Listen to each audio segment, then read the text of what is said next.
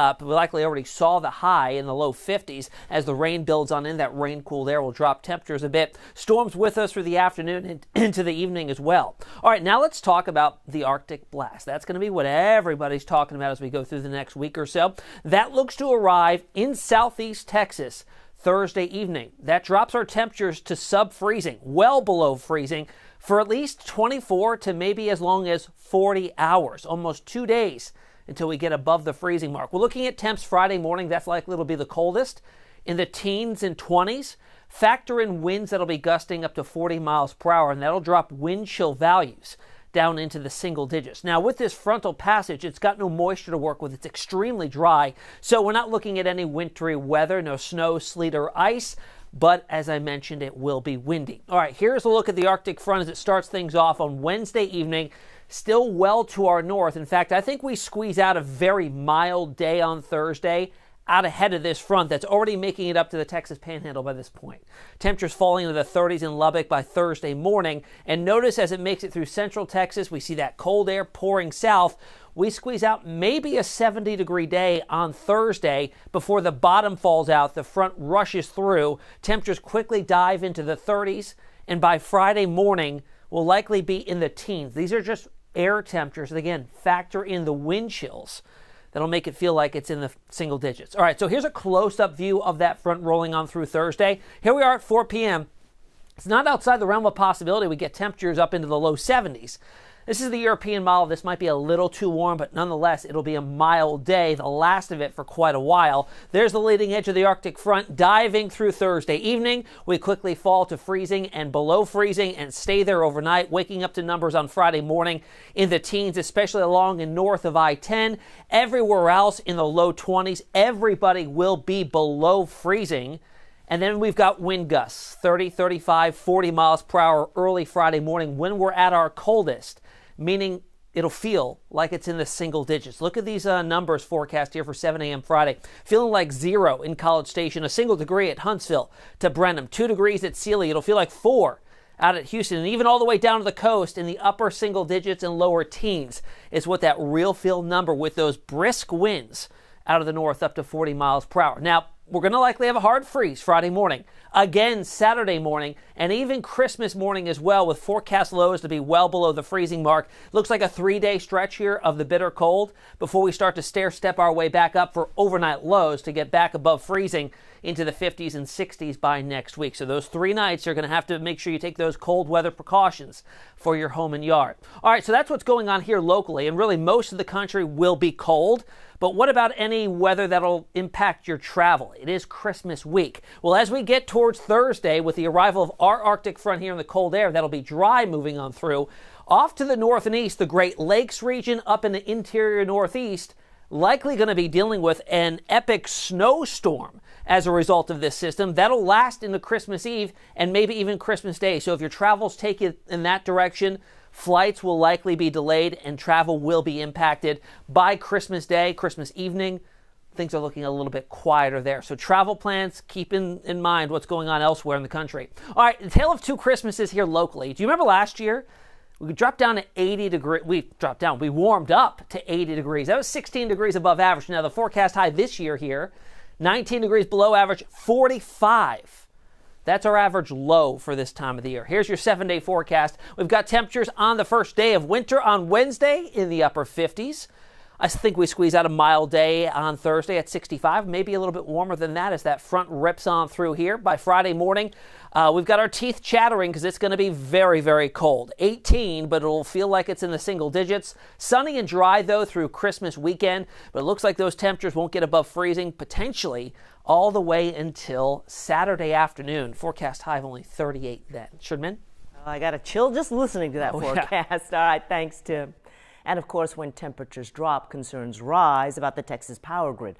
ERCOT says the grid is ready, but after the devastating 2021 freeze and that power failure, Texans are understandably nervous. Here's a live look at ERCOT's supply and demand. The turquoise line representing the grid's current demand, about 50,000 megawatts, and the purple line indicates the available capacity at more than 57,000 megawatts. So things fine right now.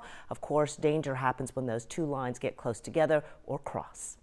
So now is the time to get your home ready, especially if you're leaving town for the holidays. First, experts say cover up any exposed pipes outside, including spigots on the sides of your house.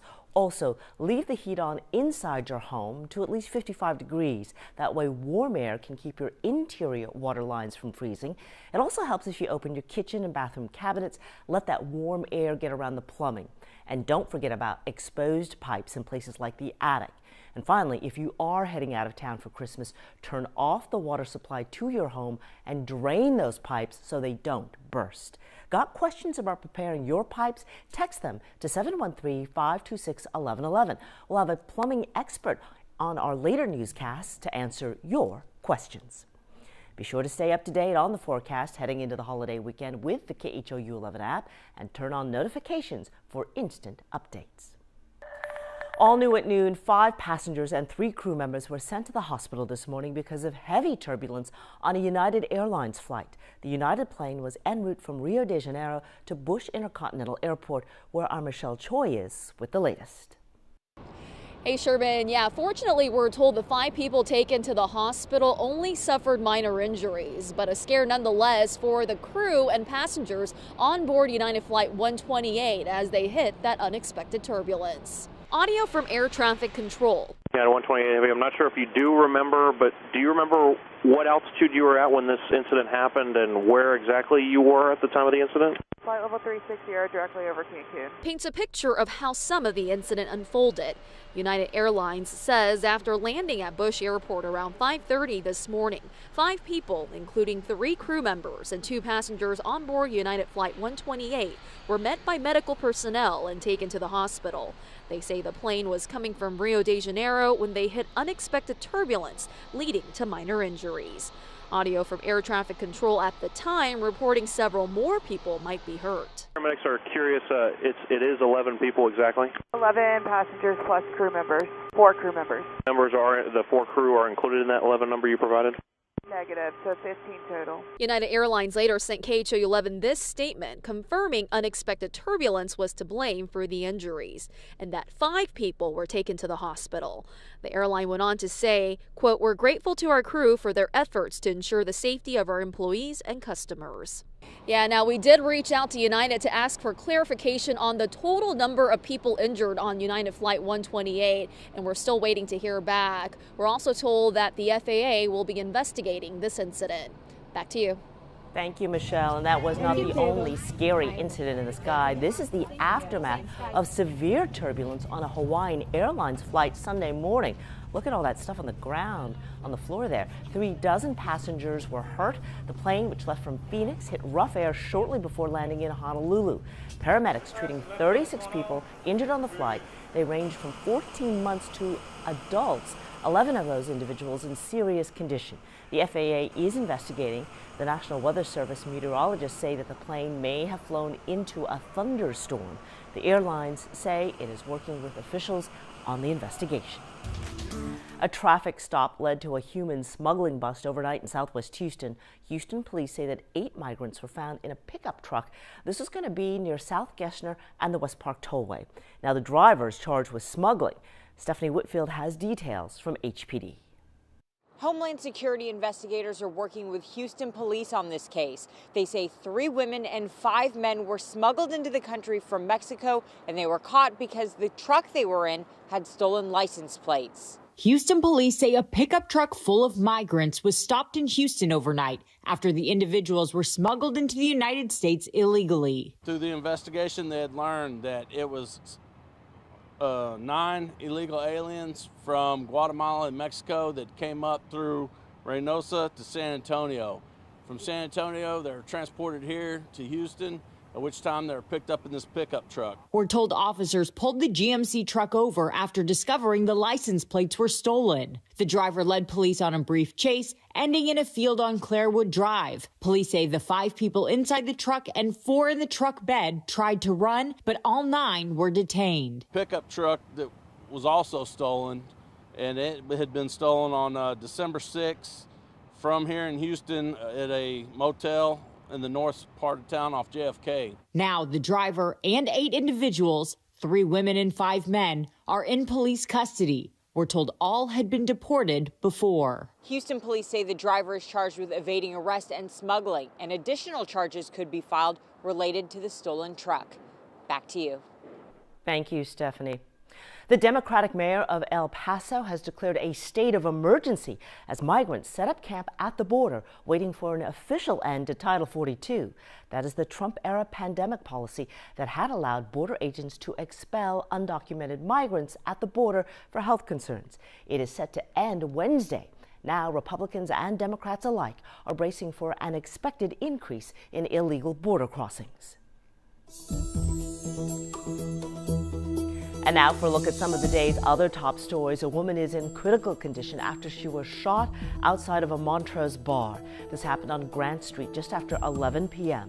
Authorities believe the woman and a man she may have been in a relationship with were arguing just before the shooting. Police are looking for a man in a black and white poncho with a nose ring.